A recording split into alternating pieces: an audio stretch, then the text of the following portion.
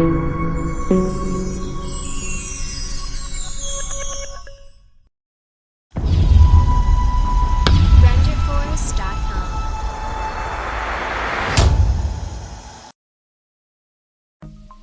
¿qué tal amigos? Bienvenido una vez más a este espacio, su espacio Control y Poder. Hoy quiero hablar de un tema sumamente candente, que está en la boca de toda la internet, inclusive medios masivos, y que ha generado cualquier cantidad de informaciones, datos, chisme, cuento de pasillo.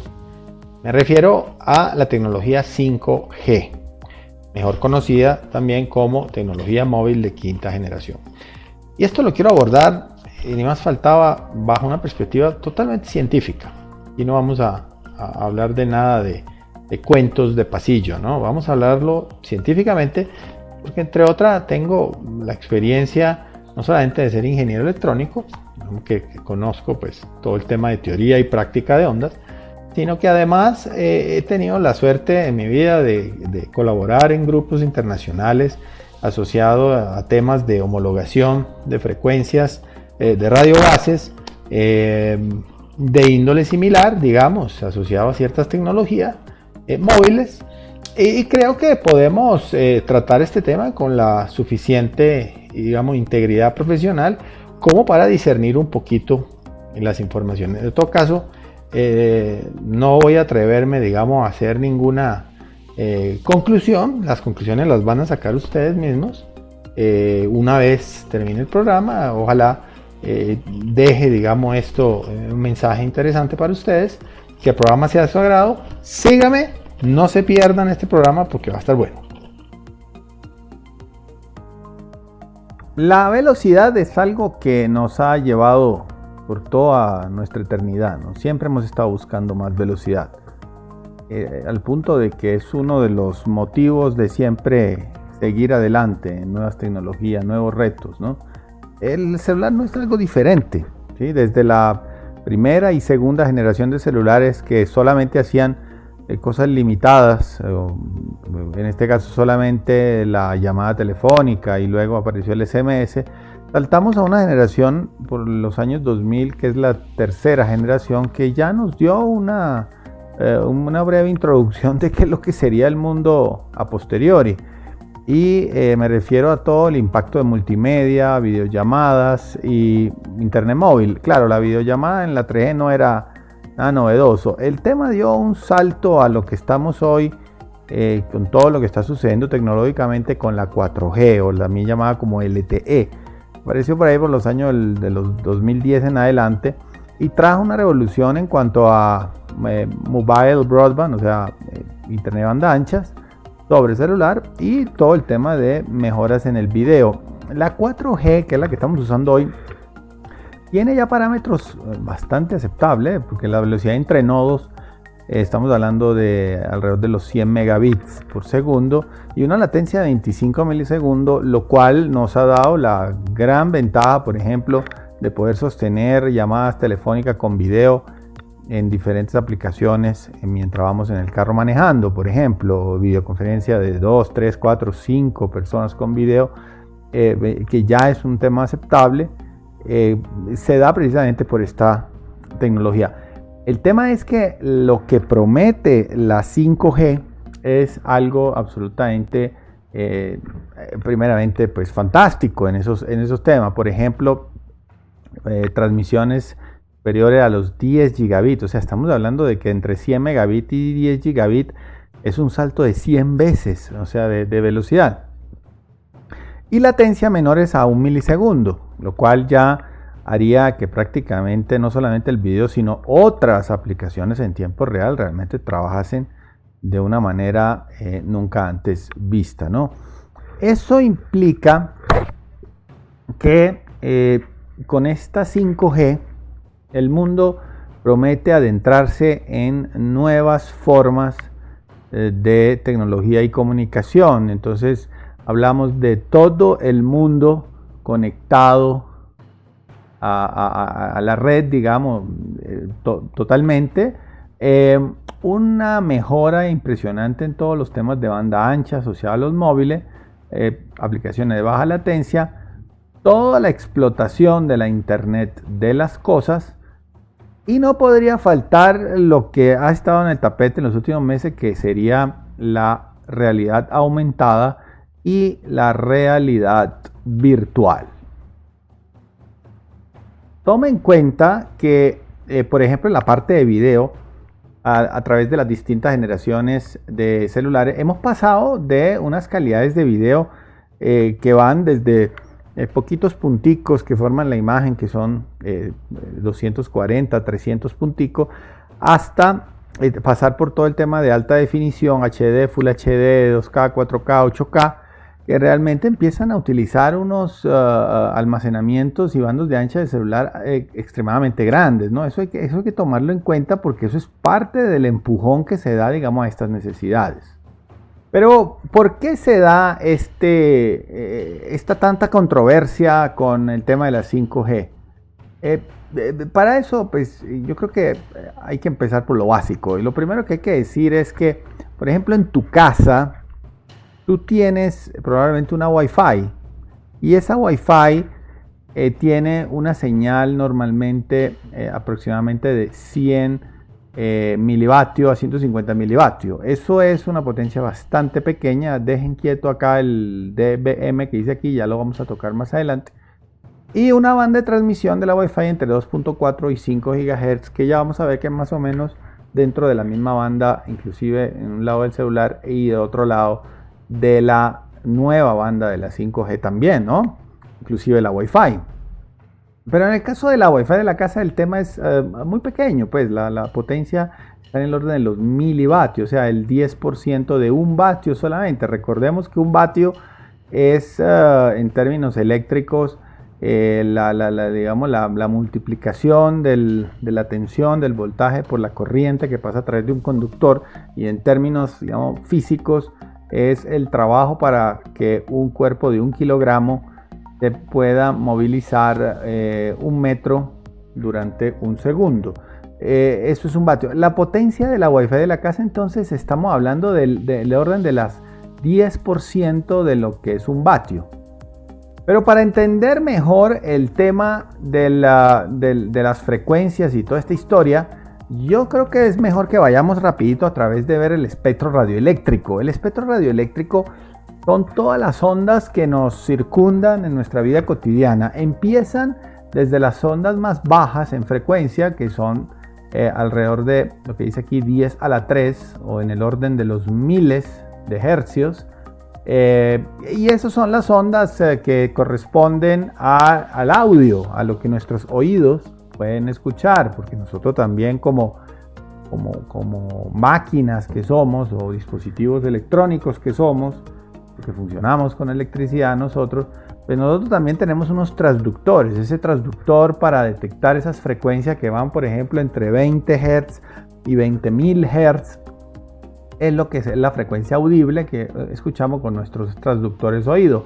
De ahí en adelante para arriba, mientras subimos de órdenes de magnitud, ya nuestros oídos no nos sirven para escuchar eso. Algunos animales, como los perros, los gatos, pues ellos pueden escuchar sonidos superiores a los 20 kHz, inclusive cerca de la banda de ultrasonido, que es, si no estoy mal, superior inclusive a los 30 kHz, que nosotros los seres humanos no podemos escuchar.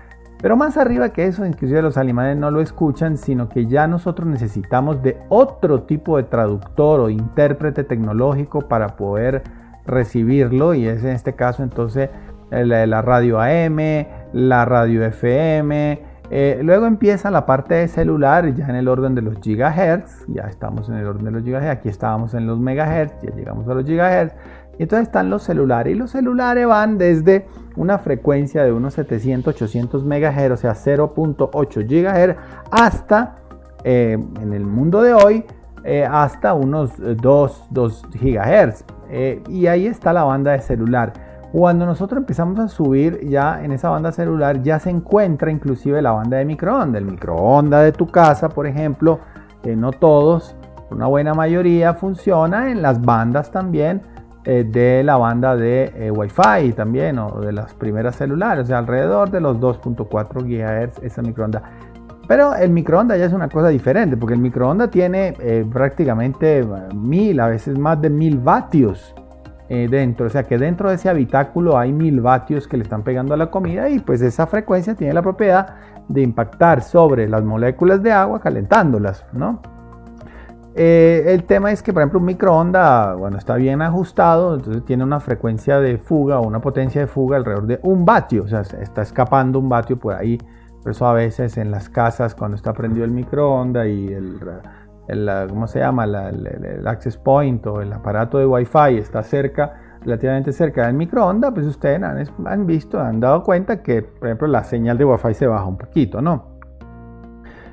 Mientras subimos más, ya cuando estemos llegando casi a la banda de los 300 GHz, llegamos a la banda del infrarrojo, ¿sí?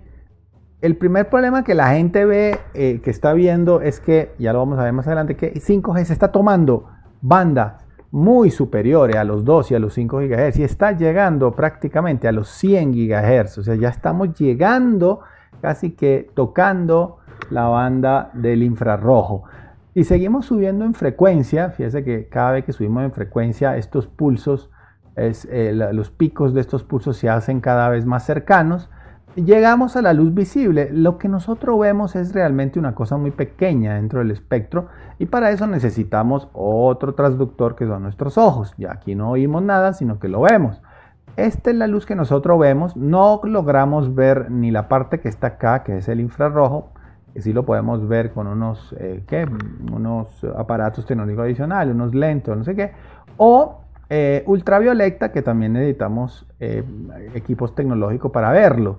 Eso no lo vemos con los ojos. Y más arriba, entonces, mientras aumentamos la frecuencia, llegamos a los famosos rayos X, que son los que se usan en medicina.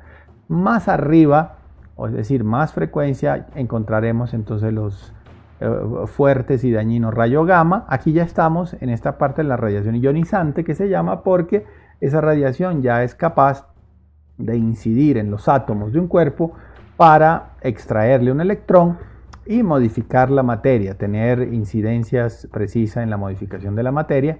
Por eso se llama radiación ionizante, porque es capaz de extraer un electrón de los átomos. Y seguimos subiendo y bueno, hay otro tipo de rayos, otro tipo de espectro radioeléctrico. Este es todo, prácticamente casi todo el espectro radioeléctrico que nosotros tenemos que tener en mente, y tener en mente que los celulares están actuando en este momento por este lado acá, pero muy próximamente ellos van a llegar hasta casi que esta banda aquí, hasta aquí arriba, ¿verdad? Y aquí lo tienen ustedes de una manera más esquemática, tipo tabla. Entonces ahí ven, por ejemplo, aquí están las frecuencias bajas, muy bajas, las más bajas que las oímos, más abajo que esto. Y a medida que vamos subiendo, entonces llegamos a la frecuencia de microondas, que son las que son superiores a 1 GHz. Pero fíjense que después llega la banda del infrarrojo, que casi es 300. Y aquí hay un tema con la 5G, que es los que muchas personas están reclamando, y es, bueno, hasta dónde estamos llegando con el tema de las frecuencias de emisión. Estas láminas que yo les voy a mostrar ahora a continuación, después de esta tabla, son láminas directamente extraídas del sitio web de la ITU. Recordemos en mi programa de las Naciones Unidas, en donde yo aclaré que la ITU, o sea, la International Telecommunication Union, la Unión Internacional de las Telecomunicaciones, es un organismo que pertenece al organigrama de las Naciones Unidas. Es decir, no hemos salido del combo globalista todavía acá. Esas láminas son de ellos, que las quiero explicar, ¿no? La conectividad de la 5G ellos ya la están viendo, ya la están,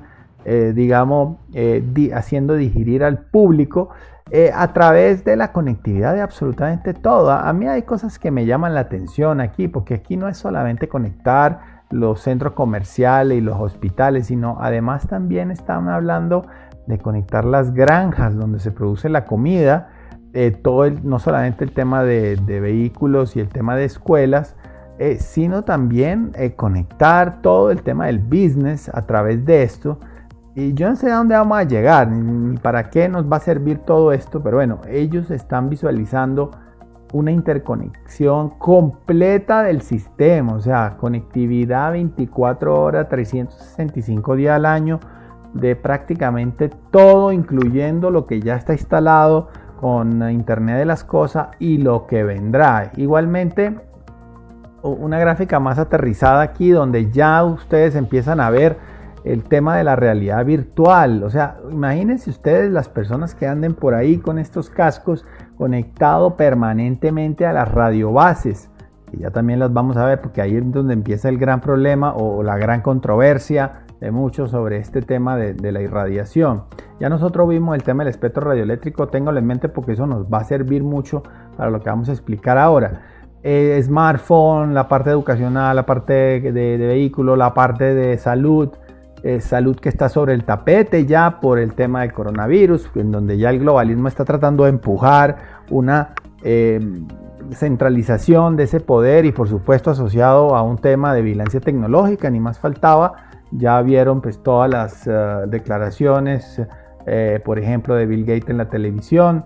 Es decir, esto no estamos hablando de conspiración, estamos hablando de hechos que ya están ocurriendo, que ya han ocurrido en estas semanas, meses que han transcurrido, ¿no? Y por supuesto las casas inteligentes.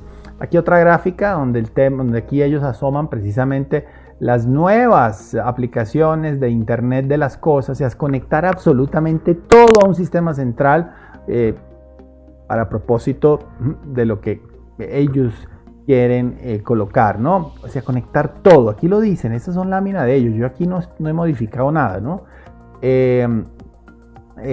Low Power Long Range Sensor, o sea, conectar pues, todos los sistemas a toda clase de sensores habido y por haber. Y aquí viene, digamos, el veneno, que es el gerenciamiento de la data inteligente, que es donde aquí empieza el problema de muchos, no solamente asociado a las potencias de transmisión, que ya las vamos a ver, sino un tema enteramente de manejo de datos.